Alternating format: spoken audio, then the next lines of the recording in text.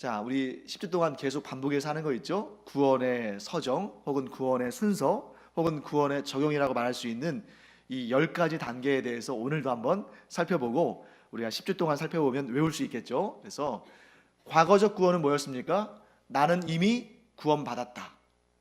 자, 내가 어떤 의를 행하거나 내가 어떤 공로를 행해서 구원을 얻은 것, 획득한 것이 아니라, 이 과거적 구원은 전적으로 누구에 의해서?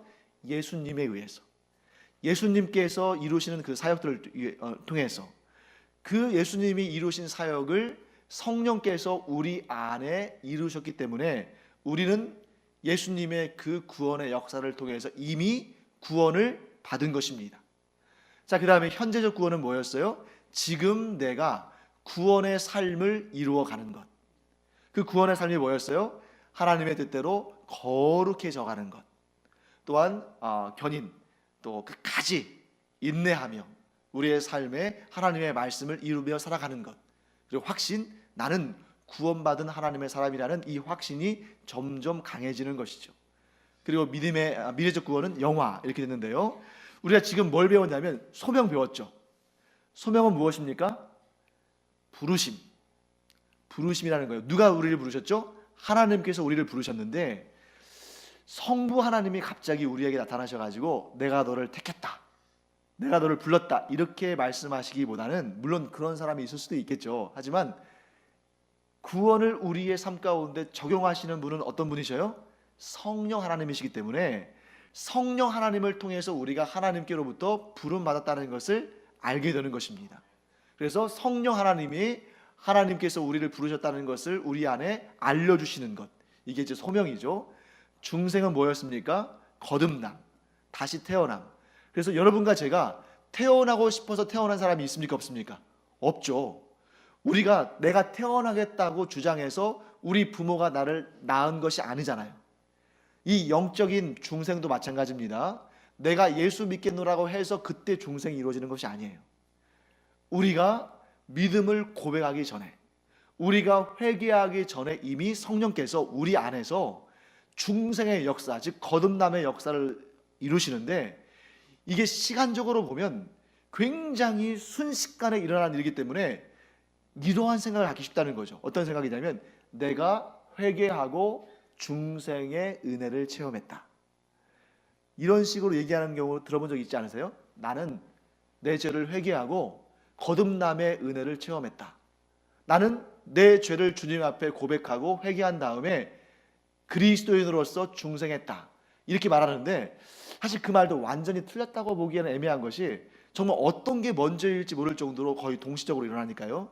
하지만 그래서 제가 이 구원의 순서라는 것이 시간적인 순서에 너무 얽매여 생각하지 말고, 어떤 순서라고 말씀드렸습니까? 논리적인 순서. 주도권이 어느 곳에 있느냐, 이거죠. 내가 예수 믿기로 작정하고 내가 회개하고 내가 믿음으로 말미암아 중생한 것이 아니라, 성령의 단독 사역, 성령의 역사하심 가운데 중생했기 때문에 회개의 반응이 나온다는 거예요.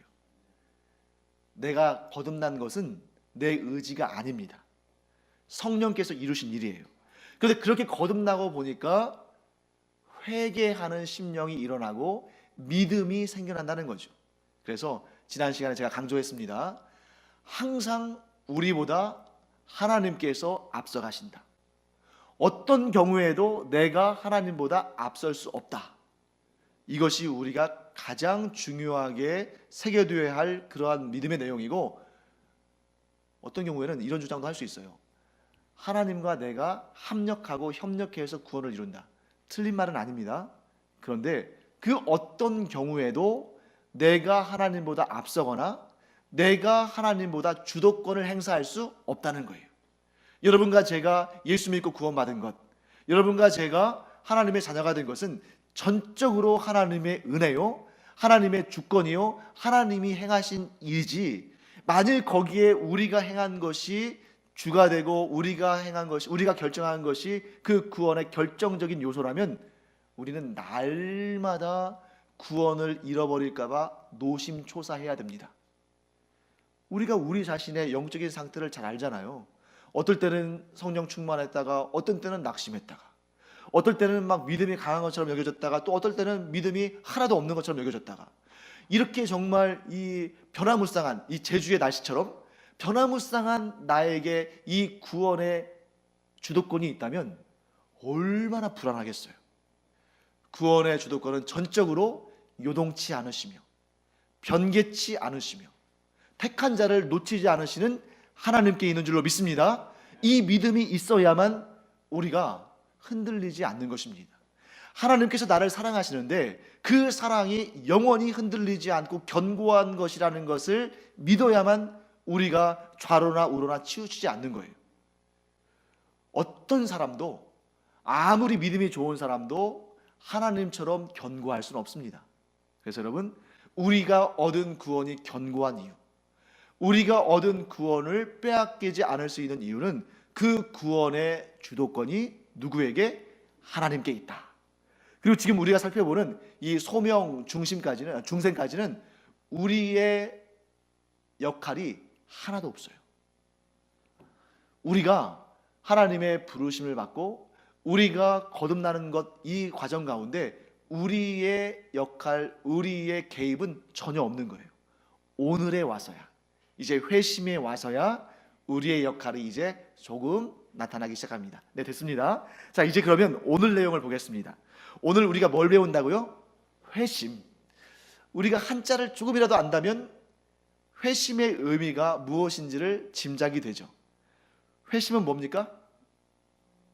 쉽게 말하면 돌이키는 거죠. 조금 더 풍성하게 말한다면 마음을 돌이키는 것이죠. 자, 영어로 말하면 뭘까요?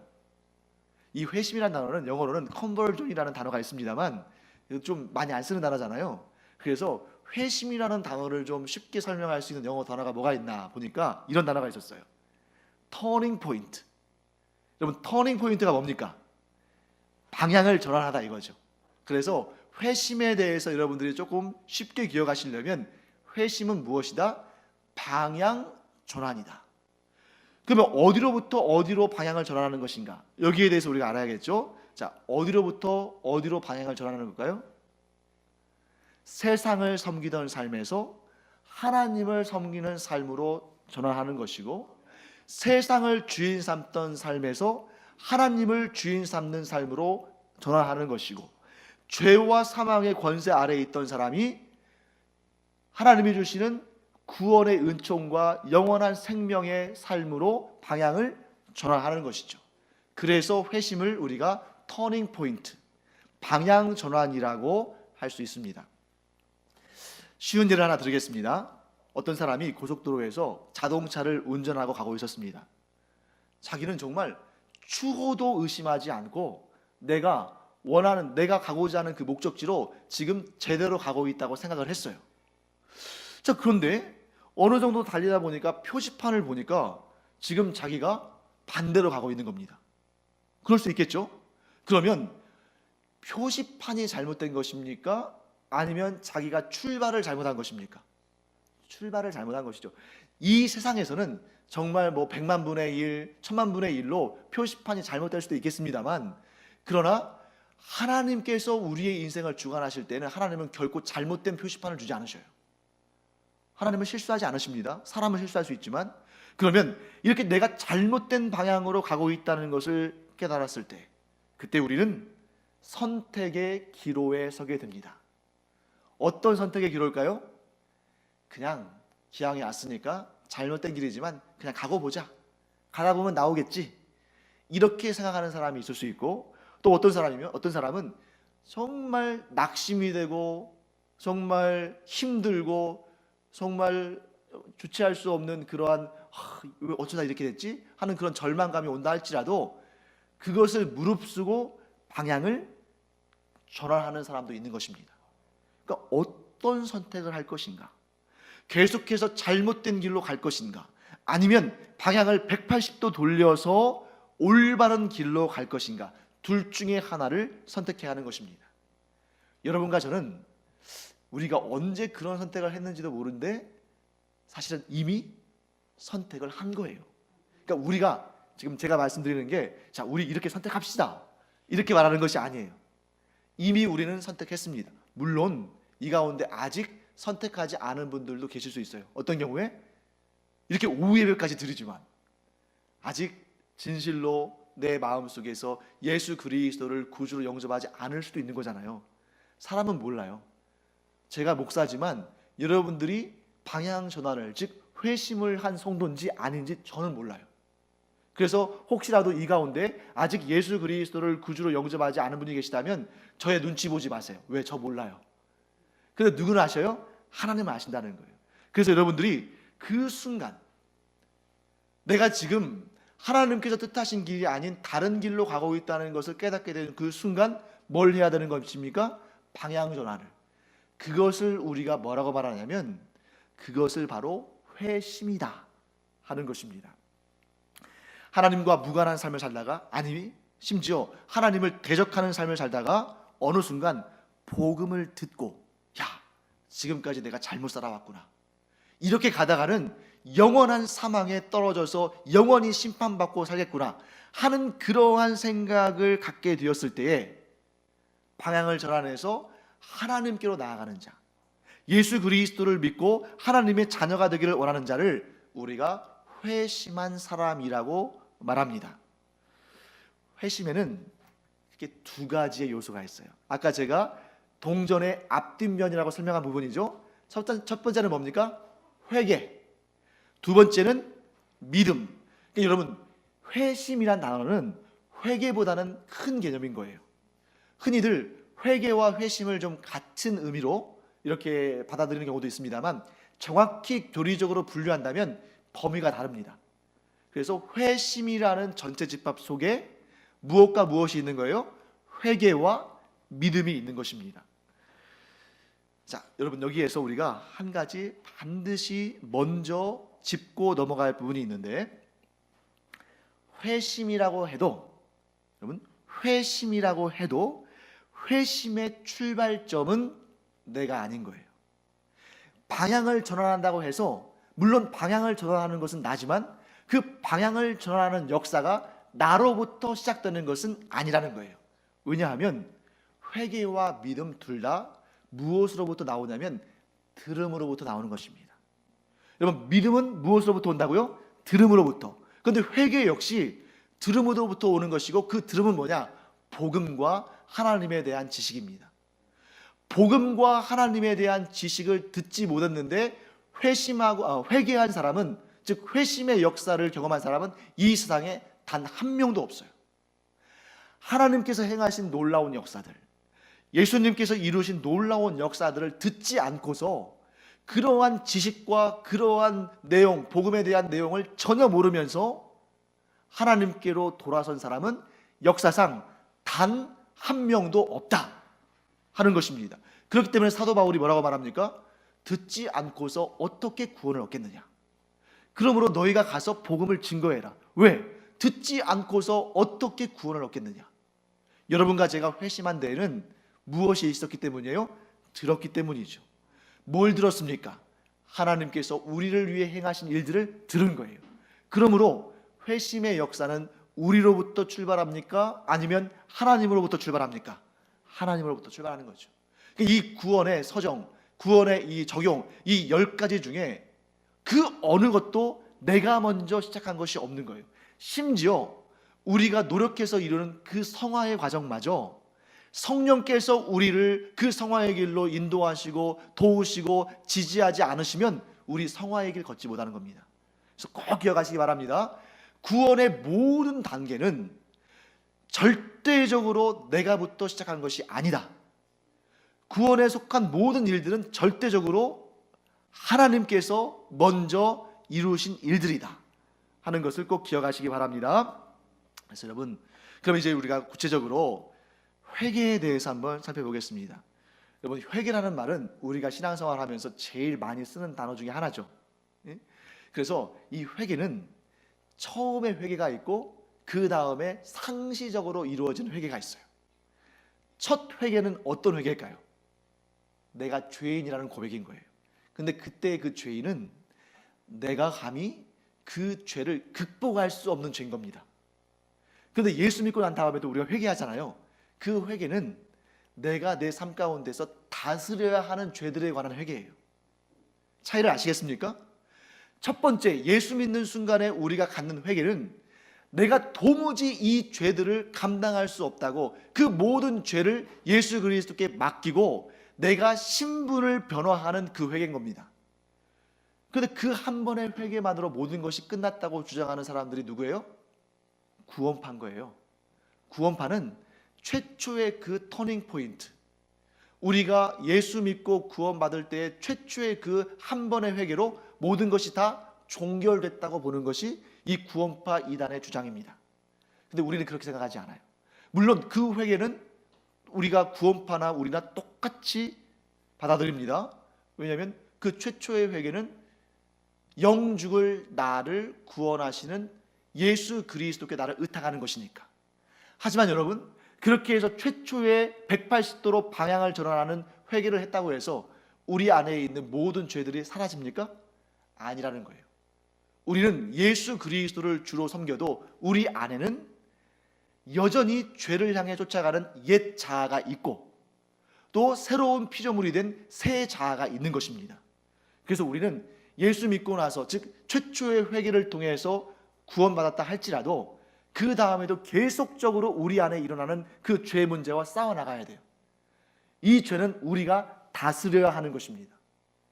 이런 차이를 우리가 조금 기억해 두길 바랍니다. 회개에는 세 가지 요소가 있어요. 첫 번째는 지적인 요소, 두 번째는 감정적인 요소, 그러면 세 번째는 여러분들이 답해 보시죠. 세 번째는 뭐겠어요? 회개는 의지적인 요소가 있는 거죠. 즉 회개에는 지정의의 이 3요소가 있는 것입니다. 어려운 거 아니에요. 여러분들 다 아는 내용입니다. 회개의 지적인 요소는 뭐냐면, 내가 잘못 살아왔다는 것을 알려면 뭘 알아야 할까요? 잘 사는 게 뭔지 알아야 할 거 아니에요. 잘 사는 게 뭔 줄도 모르는데 잘못 살았다는 걸 어떻게 알겠어요? 그래서 복음을 들을 때에 그것이 참 진리라는 것을 깨닫는 것이 회개의 출발점입니다. 이 복음이 나를 살리는 것이라는 것을 깨닫는 것, 하나님을 아는 지식이 나를 살아있게 한다는 것을 깨닫는 것이 회개의 지적인 요소고, 이게 제일 먼저 돼야 돼요. 그러면 이러한 제일 먼저 되는 회개의 지적인 요소가 생기면 그 다음에는 자동적으로 어떻게 이어지냐면 회개의 무슨 요소예요?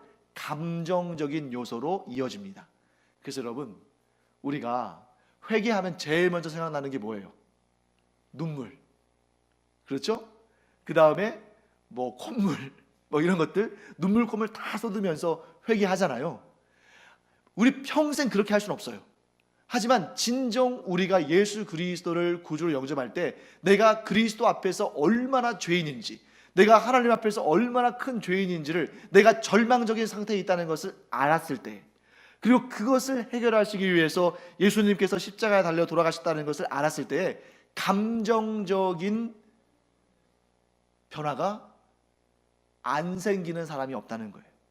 그러니까 이 감정적인 것에 너무 매달리면 안 됩니다만, 그러나 그러한 회개의 지적인 부분을 우리가 깨닫고 하나님의 거룩하심과 나의 죄악됨을 알았을 때에 이런 감정적인 변화가 없는 경우는 없다는 거죠. 물론 사람마다 나타나는 현상의 차이는 있겠죠. 어떤 사람은 정말 막 울며 불며 1907년도에 평양의 대부운동이 일어났을 때처럼 바닥을 떼구르르 막 굴면서 온 동네를 막 다니면서 나는 죄인이라고 소리치면서 이렇게 반응하는 사람도 있는 반면에, 어떤 경우에는 그냥 조용히, 그러나 조용하다고 해서 이 마음속에 애통이 없는 건 아니죠. 정말 이 속에서는 정말 뜨거운 애통의 심령이 있지만 겉으로는 그저 눈물만 흘리면서 묵묵히 기도하는, 그렇게 반응하는 사람도 있을 수 있다는 거죠. 그래서 여러분, 회개는 반드시 그 사람 안에 이 마음 상태의 변화, 감정적인 변화를 가져온다 하는 것입니다. 자, 그러면 마지막 세 번째, 회개에는 어떤 요소가 있겠어요? 의지적인 요소.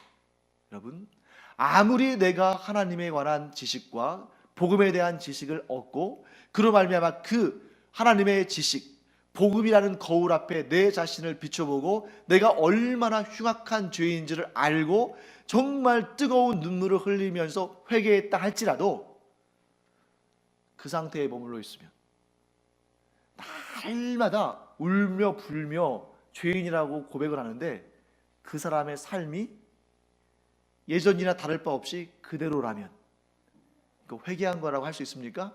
아닌 것이죠.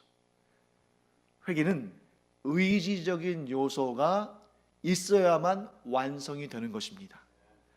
방향을 이렇게 생각해 보세요, 여러분. 잘못된 길로 갔어요. 방향을 돌렸습니다. 그런데 더 이상 전진을 안 해요. 그러면 생명길로 가는 것입니까? 아니면 죄악된 길에 머물러 있는 것입니까? 죄악된 길에 머물러 있는 것이죠. 방향을 전환했다면, 그 터닝 포인트에서 방향을 전환했다면 어떻게 해야 되는 거예요? 다시 악셀을 밟고 옳은 길, 진리의 길, 구원의 길로 열심히 달려야죠. 이것이 바로 회개의 의지적인 요소입니다. 그래서 이 회개의 의지적인 요소를 가장 잘 보여주는 이 회개의 이 세 가지 요소를 가장 잘 보여주는 내용이 뭐냐면 예수님께서 말씀하신 탕자의 비유예요. 탕자의 비유 아시죠? 제가 간략히 한번 소개해 드리겠습니다.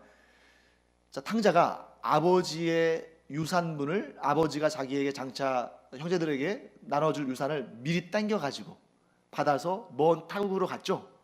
거기에서 허랑방탕 살다가 그 재산을 다 탕진했습니다.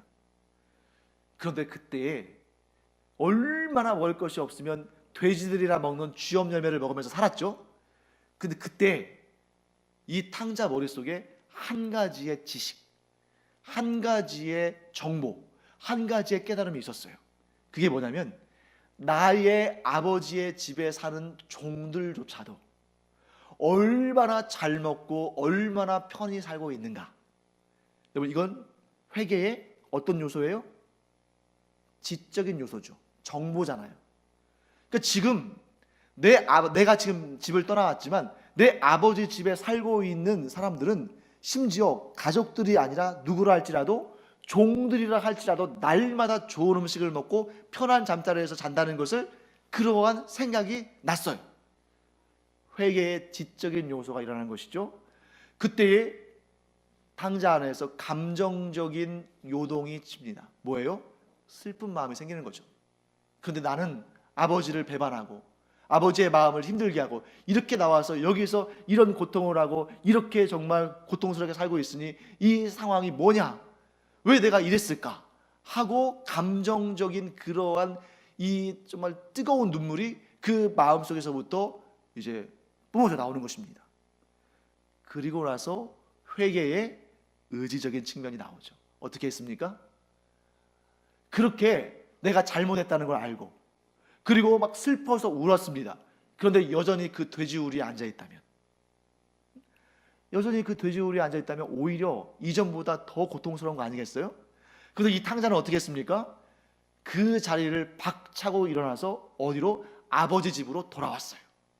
그때 그 아버지가 그를 동두박까지 쫓아나와가지고 끌어안고 뜨거운 눈물을 흘리면서 그 아들을 사랑하고 그 아들을 위해서 좋은 옷을 입히고 그 아들을 위해서 큰 잔치를 베풀죠. 여러분 꼭 기억하세요. 이 탕자가 아무리 회개의 지적인 요소, 감정적인 요소, 의지적인 요소를 다 발휘해서 고향 땅으로 돌아왔다 할지라도 그 아버지가 받아주지 않았다면, 그 아버지가 이 탕자를 받아들이지 않았다면 어떻게 되는 거예요? 다시 거지 상태로 돌아가야 되는 거죠. 그러므로 이 회개를 하고 아버지 집으로 찾아온 이 탕자의 자기의 물론 공로가 있습니다만 아버지께서 받지 않으면 아무 소용이 없는 것이죠. 마찬가지입니다. 하나님께서 우리를 부르셨고 하나님께서 우리를 중생하게 하셨고 하나님께서 우리를 구원받게 하셨기 때문에 우리가 구원의 백성이 된 것이지 내 의지와 공로로 된 것이 아니에요. 물론 내 의지와 내가 해야 할 결단하고 내 발걸음을 떼고 하는 게 있지만 그것은 이 구원의 전체 과정에서 보면 아주 미약한, 정말 이 영생의 구원을 얻기에는 아무것도 아닌 티끌만한 것이라는 거죠. 그러므로 여러분과 제가 구원에 대해서 배우면 배울수록 하나님께 감사하고 하나님께 영광 올려드리고 하나님을 더욱 사랑하는 은혜가 있기를 간절히 축원합니다. 자, 그 다음에 이제 믿음에 대한 내용을 우리가 볼 거예요. 동전의 앞뒤면과 같다고 그랬죠. 네, 우리 요한복음 20장 31절 말씀을 한번 보겠습니다. 한번 자막에 나오죠? 한번 읽어보겠습니다.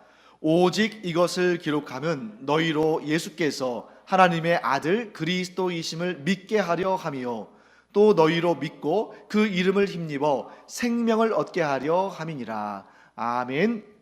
자, 믿음이란 게 뭡니까? 여러분 뭘 믿으세요? 자, 지금 여기 나오죠? 예수께서 하나님의 아들 그리스도이심을 믿는 것. 또한 이 믿음을 가지면 영원한 생명을 얻는다는 것을 또한 믿는 것.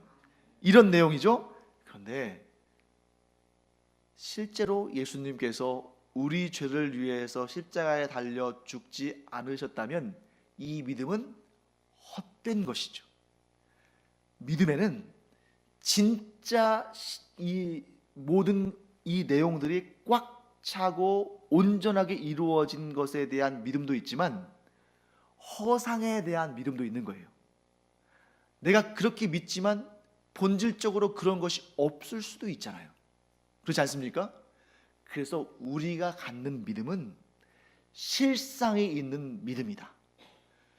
허상의 믿음이 아니다. 상상의 나라를 펼치는 것이 아니다 하는 것입니다. 여러분과 제가 믿는 믿음이 왜 실상이 있는 믿음이냐면 이미 예수님께서 이루신 것이기 때문이에요. 그래서 역시 믿음에도 세 가지 요소가 들어갑니다. 첫째, 예수님께서 이루신, 곧 하나님께서 이루신 것에 대한 참된 지식. 여러분과 제가 이 복음에 대한 내용을 믿지 않는다면, 아니 알지 않는다면, 알지 못한다면 믿을 수도 없는 것이죠. 혹은 이 복음에 대한 잘못된, 즉 이단이나 사입이나 이런 잘못된 믿음의 내용을 우리가 안다면 그것에 대한 믿음 역시 잘못된 믿음이겠죠. 그래서 믿음이 중요합니다. 여러분과 제가 진정 복음에 대한 참된 지식을 믿어야 이 믿음이 진짜 믿음이지. 이 땅에 여러분 얼마나 많은 이단과 사이비들이 있어요. 그들이 불쌍한 이유는 사실 여러분 어떤 경우는 그 이단과 사이비에 빠져있는 사람들이 우리보다 믿음이 더 좋은 경우도 있어요. 우리보다 더 열심히 믿는 경우도 있습니다. 문제는 무엇이 차이가 나는 거예요? 지식의 차이가 있는 거죠. 그러니까 하나님께서 주신 참 지식을 믿어야 되는데 믿는 것 자체는 똑같거나 아니면 우리보다 더 열심히 믿을 수도 있어요. 그런데 그 믿음이 생명으로 나가지 못하는 이유는 뭡니까? 그 믿음의 내용, 그 믿음의 지식이 올바르지 않고 가짜고 거짓이기 때문이에요. 그래서 진정한 믿음의 3요소, 첫째, 바른 지식. 바른 지식이 있어야 이것이 진정한 구원에 이르는 믿음을 형성한다 하는 것입니다. 두 번째, 감정적인 동의가 있어야 됩니다. 아무리 이 믿음이 완벽하고 진리이고 철저해도 사실 우리가 감정의 동물이잖아요. 내가 그 믿음의 참 지식, 진정한 복음을 들었어도 내 마음 가운데 그쪽으로 마음이 쏠리지 않으면 믿을 수 없는 거죠. 왜냐하면 하나님은 우리를 존귀 여기시기 때문에 개나 소처럼 목에 줄을 달고 억지로 끌고 가지는 않으셔요. 그것이 지난번에 제가 이 내용들을 쭉 설명하면서 다른 교파의 내용들도 제가 몇 번 설명드린 적이 있었는데 알미니우스 주의의 얘기를 말씀드렸죠. 그때 하나님께서 우리를 그냥 억지로라도 복음으로 끌고 가고 억지로라도 구원시키면 좋을 텐데 왜 그렇게 하지 않으시느냐. 알미니안주의자들은 이렇게 대답했죠. 하나님께서 인간을 너무나 존귀 여기시기 때문에 그에게 다른 피조물에게는 주지 않으신 자유의지를 주셨기 때문에 그 자유의지를 가지고 선택하는 것을 너무나 존중하셨기 때문에 억지로 개나 말이나 소를 끌고 가듯이 그렇게 하지 않으신다는 거예요. 그래서 그 자유의지, 인간의 자유의지가 설령 복음으로 난 길이 아니라 멸망으로 간 길을 선택한다 할지라도 하나님께서 그것을 존중하신다라고 알미니우스주의자들이 그렇게 설명했다고 말씀드렸어요. 그래서 제가 그 말씀을 드리면서 제가 알미니우스주의는 아닙니다만, 저는 알미니우스주의가 아니라 개혁주의 쪽입니다만 상당한 인사이트가 있다 라고 제가 말씀드린 적이 있어요. 그래서 우리가 복음의 말씀을 들었을 때 우리 안에 감정적으로 이 말씀이야말로 나를 위한 말씀이고 이 복음이야말로 나를 위한 복음이라는 이런 뜨거운 동의가 있을 때에 믿음이 또한 성립이 된다는 것입니다. 그냥 냉랭하게 그래 뭐 수학 문제 풀듯이 국어 문제 풀듯이 이게 답이야, 답은 3번이야 이런 게 아니고 우리 안에서 참된 복음, 하나님에 대한 참 진리를 들었을 때 내 마음이 전적으로 내 마음에 뜨거운 역사가 일어나면서 그래 이 복음이야말로 나를 살리는 것이고 나에게 구원을 주시는 것이야 라고 반응하는 그러한 감정적인 동의가 있을 때에 우리 안에 믿음이 견고히 세워져 간다는 것입니다. 자, 마지막 세 번째는 당연히 이제 의지적인 쪽이겠죠. 의지적인 신뢰가 믿음에는 필요합니다. 뭐냐면 우리가 예수 믿은 다음에 이 믿음이 계속해서 성장하는 것이 아니라 그 믿음이 성장하지 못하도록 사탄이 우리를 시험합니다. 그런데 사탄이 우리를 시험할 때 제일 많이 던져주는 시험이 뭐겠어요? 믿음이 흔들리는 거죠. 이런저런 상황들이 막 우리 주변에 생기면서 그런 상황들에 이리 트이고 저리 치이면서 그 믿음이 흔들리기 시작한다는 거예요. 나도 모르는 사이에. 그렇기 때문에 믿음은 주로 어떤 단어와 많이 비교가 되냐면 믿음은 신령한 전투, 영적인 전투와 비교가 많이 됩니다. 전쟁을 하다 보면 어때요? 밀릴 때도 있고 또 전진할 때도 있고 막 이러잖아요. 그런데 결국 온 힘을 다해서 정말 죽을 각오를 하고 진격을 해야 승리하지 그냥 이렇게 주저주저 하면서 머물러 있으면서 기회만 있으면 도망치려고 하면 승리할 수 있습니까? 없습니까? 없다는 거예요. 그래서 악한 사탄이 우리를 공격할 때, 우리를 흔들려고 할 때 거기에서 도망치려 하거나 혹은 숨으려 하는 것이 아니라 내 안에 있는 모든 에너지를 동원해서 힘써 싸우려고 할 때에 그 믿음은 지켜지는 것입니다.